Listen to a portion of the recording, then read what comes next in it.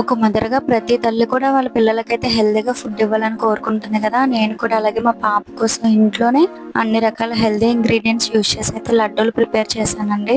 పిల్లలకి ఇది చాలా బాగా నచ్చుద్ది. అండ్ అన్ని రకాల పోషక విలువలు ఉంటాయన్నమాట. ప్రాసెస్ ఏంటో ఫాస్ట్‌గా చూసేద్దాం. నేనైతే లెఫ్ట్ సైడ్ అయితే ఉగ్గు తయారు చేయడం కోసం అయితే నేనైతే వేపుకుంటున్నాను అనమాట. ఇది మీరెవరు కన్‌ఫ్యూజ్ అవ్వద్దు. జస్ట్ రైట్ సైడ్ మాత్రమే లడ్డూల కోసం నేను ఫ్రై చేసుకుంటున్నాను. కాజు వేపుకుంటున్నాను. కాజు తర్వాత గుమ్మడి గింజలు, తర్వాత water melon seeds, flax seeds, అవిసె గింజలు అంటారు కదా అవన్నమాట. ఇవన్నీ కూడా 100 గ్రామ్స్‌లో మనం తీసుకోవాలి. ఇది మకానా అన్నది మన ఉగ్గు కోసం అనమాట. నేను ఫ్రై చేస్తున్నాను. వేసిన తర్వాత ఇవి నువ్వులు మనం ఎక్కువ తీసుకోవడం వల్ల కొంచెం టేస్ట్ ఉంటుంది. సో 150 గ్రామ్స్ తీసుకోవచ్చు. తర్వాత బాదం, వాల్నట్స్ కూడా నేను తీసుకున్నా. కొన్ని బాదం అయితే నేను ఉగ్గులో కలిపేస్తాను, ఎందుకంటే దాంట్లో కూడా వేస్తాను కాబట్టి.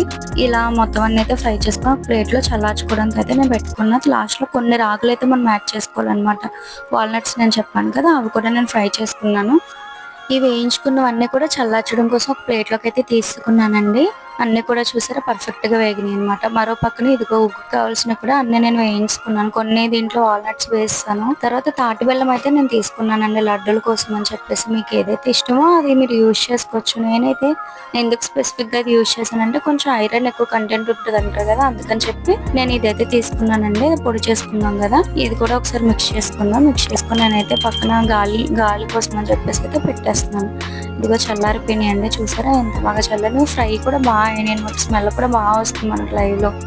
ఇంకా ఉగ్గు మిశ్రమం అయితే మనం పక్కన పెట్టేసుకుందాం. అదైతే నేను మిల్లికిచ్చుకుందాం అనుకుంటున్నాను అనమాట. సో లడ్డూల కోసం అయితే నేను గ్రైండ్ చేసుకుందాం అని చెప్పేసి మిక్సీ కోసం తీసుకున్నాను. ఈ లోపు మా పాప లేచింది.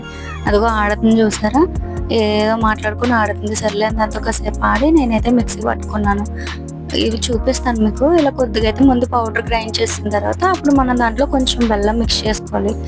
డైరెక్ట్‌గా ముందే బెల్లం మిక్స్ చేస్తే అది కొంచెం మనకి హార్డ్‌గా అవుతదనమాట. సో అందుకని చెప్పి నేను పౌడర్ చేసి తర్వాత బెల్లం అయితే వేసాను. ఇంకొకసారి మనం అయితే మిక్సీ పట్టుకుందాం. ఈ నువ్వులు, వేరుశనగులు కూడా వేసాం కదా, దాంట్లోంచి కొంచెం ఆయిల్ వస్తుంది కదా, సో అదేంటంటే మనకు ఉండు చుట్టడానికి అదే మనకి సరిపోద్దనమాట. స్పెసిఫిక్‌గా నేనైతే బెల్లం పాకం పెట్టడం ఈ విధంగా నేనైతే చేయననమాట. ఎందుకంటే లాస్ట్‌లో ఇది చూసారా, ఇదిగో స్టిఫ్‌గా ఉంటుంది చూడండి. ఇంకొకసారి మనం గ్రైండ్ చేస్తే అదేమవుతదంటే ఉండ కింద అయిపోద్ది. సెకండ్ ట్రిప్ కూడా నేనైతే గ్రైండ్ చేసుకుంటున్నాను. ఇలా మొత్తం గ్రైండ్ చేసుకున్నదంతా కూడా మనం ఒక ప్లేట్లోకి అయితే తీసుకోవాలి కదా. కొద్దిగా నెయ్యి అయితే వేడి చేసుకుంటున్నానండి. నేను జస్ట్ మొత్తం అంతా మిక్సీ పట్టలేదు, ఏదైతే పట్టానో దానికోసమని కొద్దిగా నెయ్యి అయితే నేను వేసాను. ఇలా వేసిన తర్వాత అది మనకి ఉండ కింద చుట్టుతుంది అనమాట. ఇంకా ఉండలు చేసుకుందాం. ఇంకా లడ్డూలు అయితే రెడీ అయిపోతాయండి. చూసారా కన్సిస్టెంట్ ఎంత బాగా వచ్చిందో. ఇంక సర్లే అని చెప్పేసి బయట అయితే కూర్చొని చల్లగాల్లో ఉండలు చూడదాం అని చెప్పేసి ఇదిగో జస్ట్ ఇలాగా నేను ఒక్కటైతే తీసుకొని చుట్టగానే అది ఉండైపోతుంది అనమాట. బాగా అది గ్రైండ్ అయింది, బాగా మిక్స్ అయింది కూడా. సో అయితే ఒక ఉండ చుట్టు అయితే మా పాపకి ఇచ్చాను.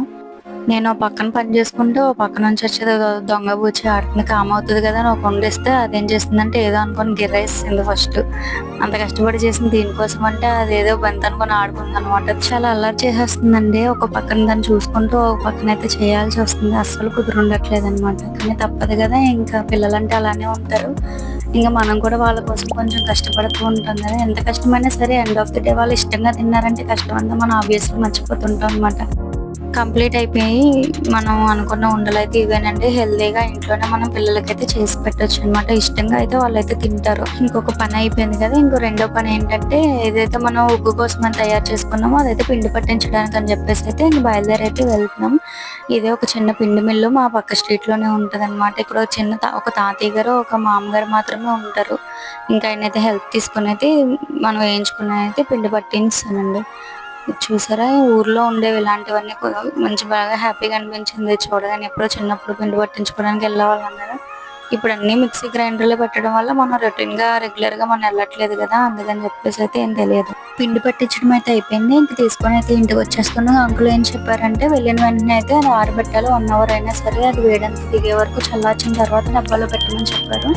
తడి చేతులు కానీ ఏం పెట్టొద్దు, పాడైపోతుందని చెప్పారు. సో అందుకనే ఏం చేశానంటే ఇంకా రాగానే ఇదైతే ఒక ప్లేట్ తీసుకొని దాంట్లో అయితే వేసి ఒక పక్కన పెట్టేస్తాను, చల్లారుతుంది కదా. గుగ్గు చేయడం ఒక్కటే మిగిలిందనమాట. సో నేను ఏం చేస్తానంటే నెక్స్ట్ వీడియోలో నేను ఎలా చేస్తానో మీకు చూపిస్తాను. అప్పటి వరకు మన ఛానల్ని సబ్స్క్రైబ్ చేసుకోండి ఇలాంటి కంటెంట్ కోసం.